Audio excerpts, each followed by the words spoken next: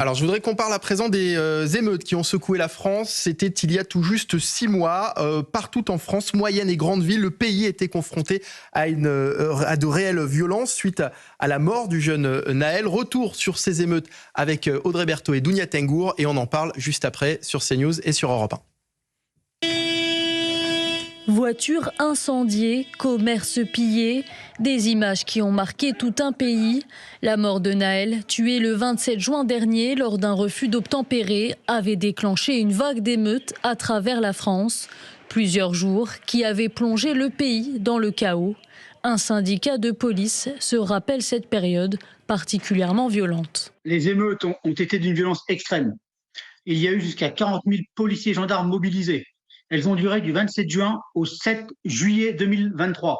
Il y a eu plus de 900 policiers et gendarmes blessés, 35 pompiers, 12 000 incendies de poubelles, 1100 bâtiments publics incendiés ou dégradés, 270 commissariats, gendarmerie, postes de police municipaux attaqués, 250 écoles saccagées. Le coût, d'après les assurances, est de 750 millions d'euros. Des conséquences économiques importantes. À la suite des événements, 1239 peines de prison ferme ont été prononcées. Alors Sophie de Menton, on a évidemment tous été marqués par ces émeutes qui ont eu lieu il y a tout juste 6 mois. On a tous encore ces images très très fortes en tête qu'on a pu voir évidemment sur toutes les chaînes de télévision, ces scènes de guérilla urbaine.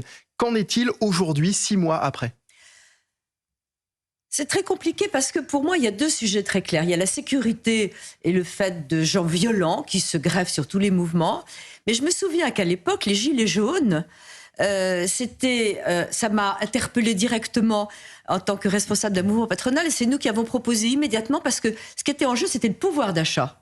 Exclusivement le pouvoir d'achat. Ils étaient dans la rue pour ça, c'était des braves gens qui avaient mis des gilets jaunes, une idée marketing formidable, et qui étaient là. Donc ça a commencé comme ça. C'est pas le même sujet que ces émeutes, je trouve. Et cela... D'ailleurs, ces émeutes, y avait-il de vraies revendications derrière ces émeutes ? Ils voulaient un pouvoir d'achat, point. Et puis après, ça a dégénéré. Vous parlez des gilets jaunes, là ? Oui. Non, je parle des émeutes. Les émeutes, alors tout a dégénéré. Les émeutes, je n'ai aucune tolérance et aucune compréhension pour les émeutes. Je pense que c'est dramatique, qu'il faut rétablir une sécurité et que casser les vitrines des commerçants, comme on a vu avec des villes entières qui ont eu des difficultés après, parce que ça a créé vraiment des problèmes économiques. Moi, je suis absolument sans pitié pour les émeutes. Jean-Baptiste Souffron. Oui, face à ces émeutes, on a eu une réponse judiciaire qui a été assez sévère, on le rappelait tout à l'heure, avec 1800 arrestations, des peines qui sont assez lourdes, jusqu'à 12-24 mois de prison. Si vous voulez, là-dessus, la réponse a été claire. Par contre, ce qui est gênant... Elle a été claire sur le moment. Elle a été claire sur le moment. Mais voilà, il y a une réponse instantanée. Comme vous le disiez vous-même, est-ce qu'on n'est pas simplement dans l'incantation quant aux mesures qui sont prises pour y mettre fin ? Là encore, on ne comprend pas quelle est la stratégie, quel est le plan. Et je vous donne, là, on peut prendre date dès maintenant que le 31 décembre, eh bien, qu'est-ce qui va se passer ? On aura de nouveau cette spécificité française qui consiste à faire des émeutes, à brûler des voitures. Et on va compter les voitures brûlées. Exactement. Et on se félicitera. Et le ministre de l'Intérieur considérera que finalement qu'on ait 500, 1000 voitures brûlées. Ça fait partie du folklore. En réalité, c'est le folklore. Mais attendez, mais on marche là aussi sur la tête en France. Dans quel autre pays est-ce qu'on accepte ce genre de situation ? Où sont les policiers qui devraient être présents dans ces endroits ? Où sont-ils ? Où sont les services publics qui devraient être présents dans ces endroits ? Comment faire pour que les gens qui sont là, en fait, se sentent finalement partie de la République et qu'ils n'aient absolument pas envie de brûler la ville dans laquelle ils vivent ? Non, mais je pense qu'il faut que l'on ne cède aucune concession aux émeutiers. Ils ne servaient ni la mémoire de Nahel, ni la cause des quartiers populaires, et ni la volonté de trouver leur place dans la société française. Je suis désolé, il n'y avait pas de débouché politique.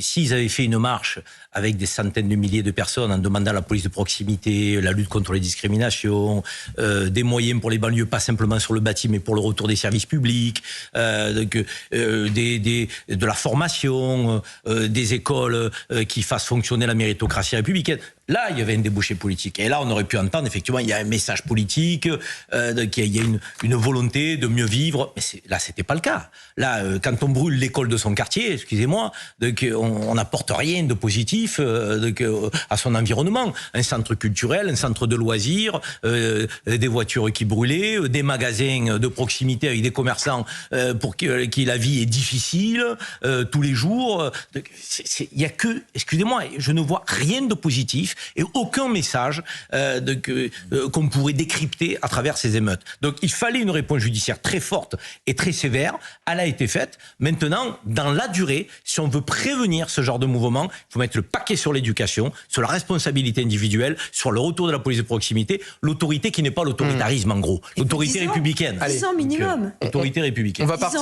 Mais il faut le faire. On va partir en Si on ne s'y attelle pas, ça sera toujours un cran supérieur.